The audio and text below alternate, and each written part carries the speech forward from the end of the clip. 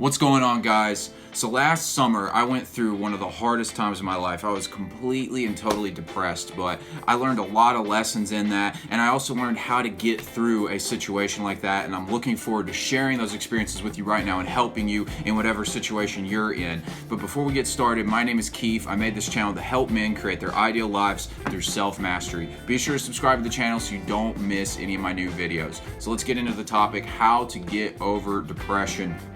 Now, I'm gonna be honest, if you're somebody who's wanting to play the victim right now and feel sorry for yourself, you should go ahead and X off this video because you're not gonna like it. I'm gonna keep it real with you. I have sympathy for your situation. I've been through it as well, but I know for a fact that the best way to get through a depressive situation is to stop playing the victim, stop complaining, and take action. And that's as simple as it gets. So if you're down for that, and if you're serious about fixing your situation, feeling better in your life, then this is the video for you. But if you want to keep feeling sorry for yourself, then this is not the video for you. Alright, so the first way to get over depression is to stop labeling it. Alright, if you keep telling yourself and telling everybody and telling social media that you're depressed and how horrible your life is, you're just going to keep bringing it into your life, and you're going to reaffirm in your mind the identity of a depressed person. So you have to deny it to yourself. You don't have to repress the emotions. You can feel them, but just say, I'm feeling great. I feel great. Just keep telling yourself that. You know, I learned this when it comes to being sick. I stopped telling myself that I was sick, and I stopped telling myself I was tired, or I stopped telling myself I was sore after a workout.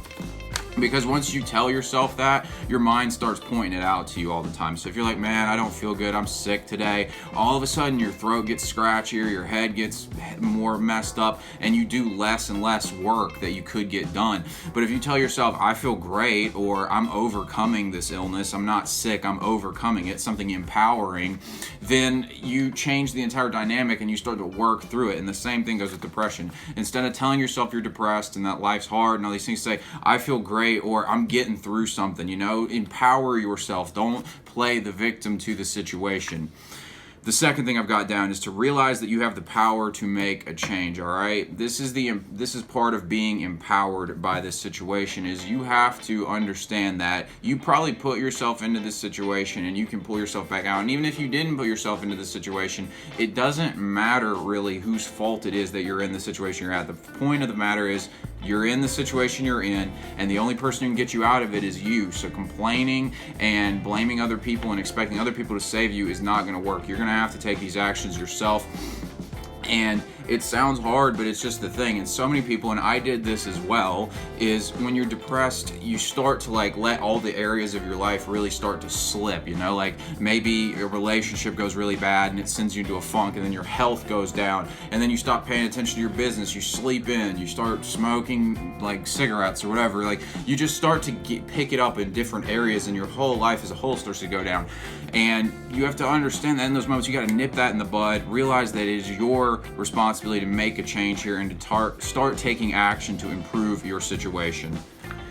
The third thing I have down, start exercising and eating right if you're not, and if you are, double down on those things, all right? The reason for this is it's a scientific fact that your body chemistry is going to get altered for the better if you exercise. You're going to get, first of all, you're going to get the cortisol, the stress hormones, and all these other things out of your body, and you're going to make yourself feel better. You're going to get more energy.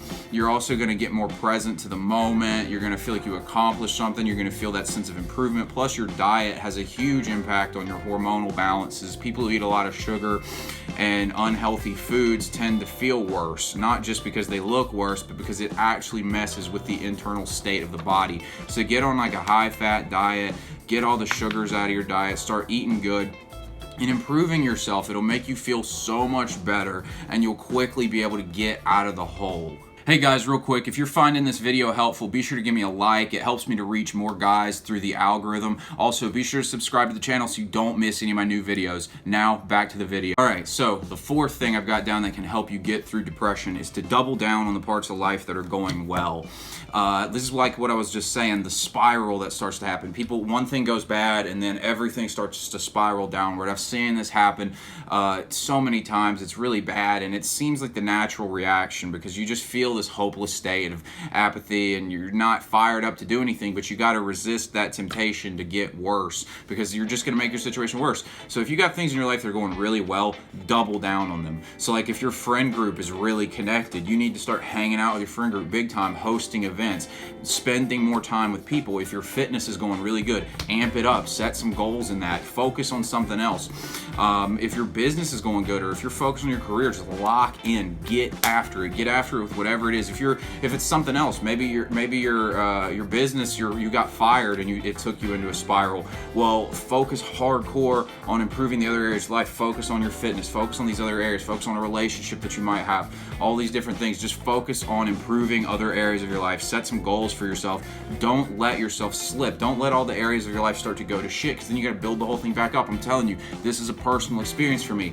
A relationship went bad for me, then my career started going bad, then most of my friends kind of vanished, and I let my whole life kind of deteriorate because this situation happened. And if I had just been mentally stronger, which I'm imploring you to do now before you fall into the same trap I did and I had to build my whole life back up, I'm imploring you to be mentally strong and resist the temptation to just throw everything to the wind. Work hard, focus on the things that are going well for you, and keep working hard on them. Everything else will rise in the end. All right, the fifth and final thing I've got down is meditation and Stoic philosophy. I guess these could be two separate ones, but they seem similar to me. The point of both of these is to detach from the situation. When you meditate, clear your mind, you are able to detach from the emotional situation and from the trauma, raise your vibration, and just feel better as a whole. And the reason I put Stoic philosophy on here is I find it's very effective as a life philosophy in general, but especially if you're going through hard times. The Stoics were big on understanding the difference between what you can and cannot control, and they believed that a person was honorable and virtuous as long as they made the proper moral decision, and the consequences were irrelevant. So if you made the right decision, if you acted with honor and things didn't work out, you were still justified in their eyes. And that's a good thing to understand, because we get our self-worth tied up in things that are outside of our control, like if a girl leaves you or something like that, or if your business fails, or even like situations, maybe like a child dies or something really tragic like that happens. But these situations, they're not within our control necessarily. Sometimes they are, sometimes they aren't, but most of the time they aren't. And you have to understand to let go of the situation and to accept that if you made the right decision, you made the right choices, and you acted honorably, then you're validated in the eyes of people and that you've made the correct decision. Understanding that, detaching from the situation, and then continuing on your path, regardless of what life throws at you. I think that's a real manly way to look at things. It's just when something hits you, you stand right back up. If you get knocked down 7 times, you stand up 8 times. And that's a great way to look at life. And I think meditating and Stoic philosophy help you to detach from the things that are difficult in life and to see them from more of a rational perspective and help yourself to make better decisions. Guys, that's all I had for this video. I'm gonna put another video I think you might like right here. Be sure to subscribe to the channel so you don't miss any of my videos, and I'll talk to you later.